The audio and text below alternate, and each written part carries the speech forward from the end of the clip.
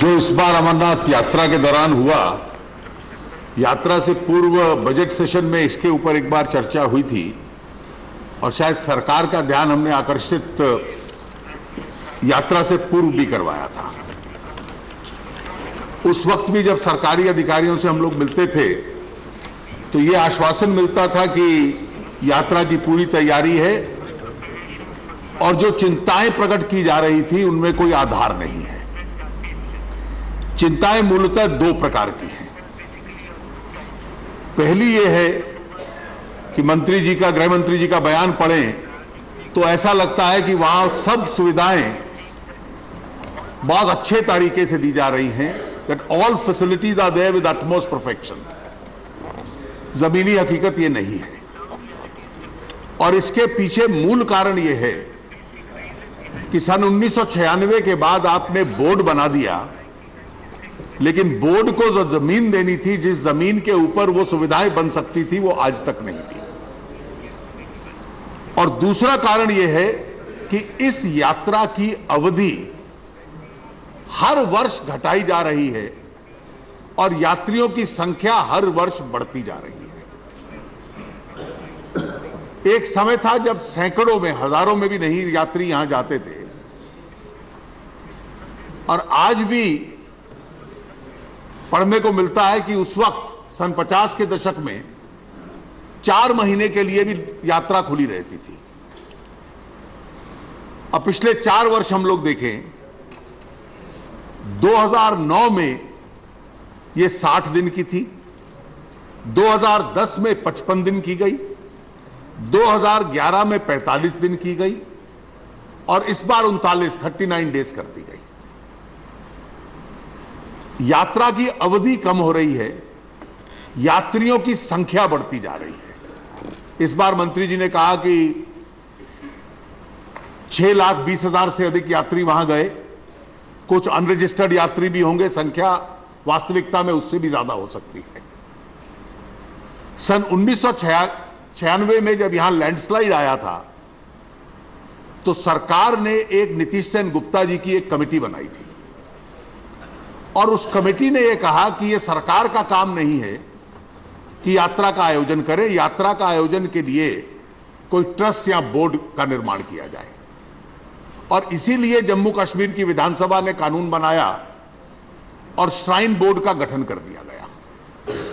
यह भी निर्णय था कि श्राइन बोर्ड ही वहां पर उसको जमीन दी जाएगी और श्राइन बोर्ड ही यात्रा का पूरा संचालन करेगा।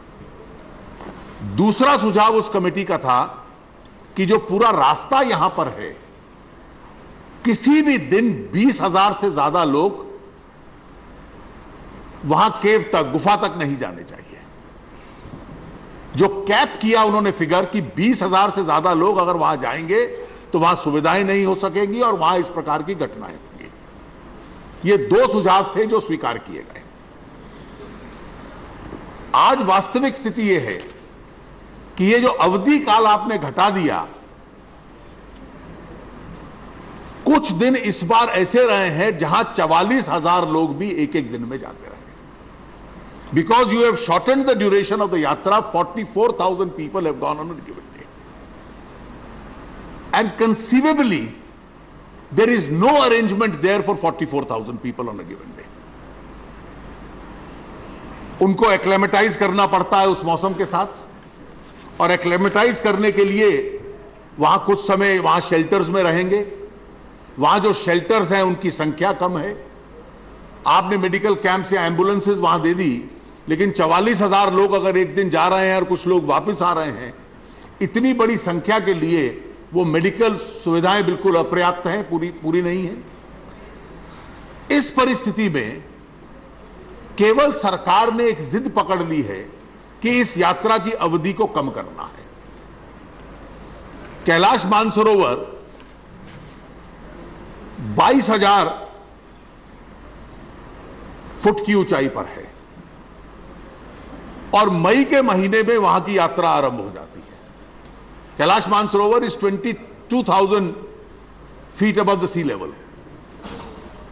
The snow conditions are far more grave than they are in the Amarnath Yatra. and the yatra at Kailash Mansarovar begins in the month of May. लेकिन इसका एक तर्क कागजों पे बना लिया है कि अमरनाथ की जो गुफा है उसकी ऊंचाई 12,323 फुट की है, कैलाश मानसरोवर से लगभग 10,000 फुट नीचे है, कि जुलाई के महीने से पहले यह आरंभ नहीं हो सकती। कैलाश मानसरोवर मई के महीने में शुरू हो जाती है, यह जुलाई के महीने या जून के महीने के अंत में आरंभ नहीं हो सकती। इसका समारोह रक्षाबंधन के दिन होना है, इसलिए सरकार इस पे पुनः विचार करे। मैं मंत्री जी से इस बात का आग्रह करूंगा कि ये जो पूर्व नियोजित सोच है कि इसकी अवधि को कम करो और सुविधाएं ना दो। आज क्या परिस्थिति है, आप टेम्परेरी सुविधाएं वहां बनाते हैं। अगर यात्रा हर साल होनी है और कुछ महीनों के लिए चलनी है तो वहां परमानेंट सुविधाएं बन सकती हैं। हर साल बनाना और फिर उसको उतारना, इसमें जो खर्च होता है वो व्यर्थ होता है। सरकार वहां की उसको जमीन दे, अगर जमीन नहीं देना चाहती तो सरकार वहां पे सुविधाएं बना दे, श्राइन बोर्ड को एक नॉमिनल लीज के ऊपर दे दे। और वहां स्थिति इतनी खराब है कि जिस कोर्ट का जिक्र किया, सुप्रीम कोर्ट का, वहां निजी लोगों ने जाकर यह कहा, इंडस्ट्रियल हाउसेज ने यह कहा कि हम बिना किसी स्वार्थ के अपने पैसे से वो फैसिलिटीज बनाना चाहते हैं। One industrial house seems to have intervened and said, we are willing to create as a part of our charity facilities on way where people will get medical facilities and where people can rest, their camps, etc. there.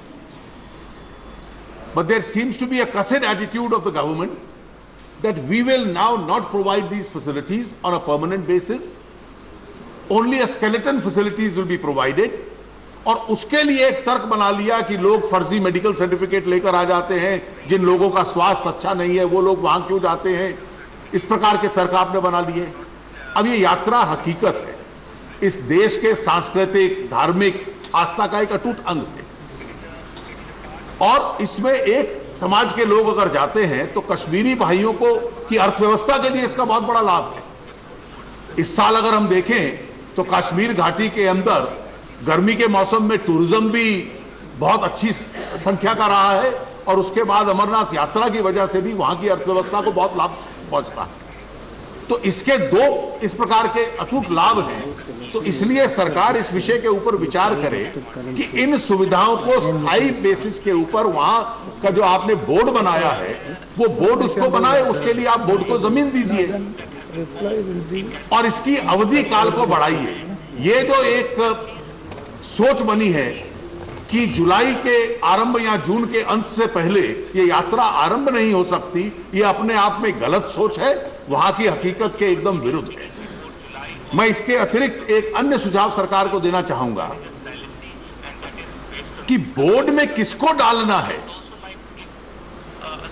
इसके ऊपर भी सरकार विचार कर ले। कुछ दिन पहले सभापति जी, मैंने जिन दिनों लोगों की अधिक संख्या में मृत्यु हो रही थी इस यात्रा के दौरान, एक कार्यक्रम टेलीविजन के ऊपर देखा जिसमें इस बोर्ड के कुछ सदस्य, एक सदस्य विशेष रूप से चर्चा कर रहे थे, और उस चर्चा को देखकर मुझे यह आकलन लगा कि सदस्य इस प्रकार के डाल दिए हैं, उनमें से कुछ ऐसे हैं जो पूर्ण रूप से यात्रा विरोधी हैं।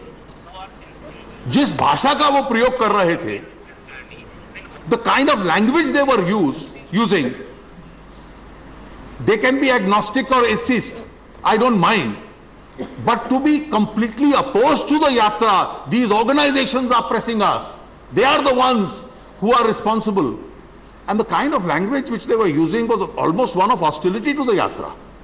So you need not constitute a board which comprises of such people, then go by that advice of those members, shorten the duration, not provide facilities, not allow your state government to transfer land to the board, and therefore because of inadequate facilities, these tragedies keep occurring year by year. 93 people dying because of medical reasons, about 40 others dying because of accidents. The casualties are in excess of 130 people this year. We can't afford to lose so many people.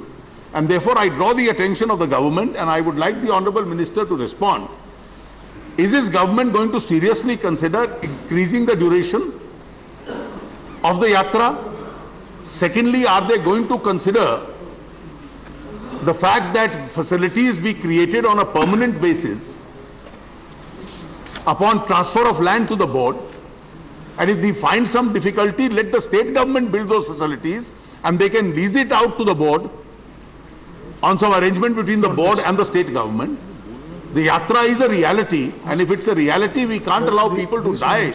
Human lives can't be lost in this manner. And thirdly, would he consider that in the board a serious reflection takes place, and if he finds there is something wrong in their initial constitution of the board by the state government, he should draw the attention of the state government to this very fact itself. Thank you.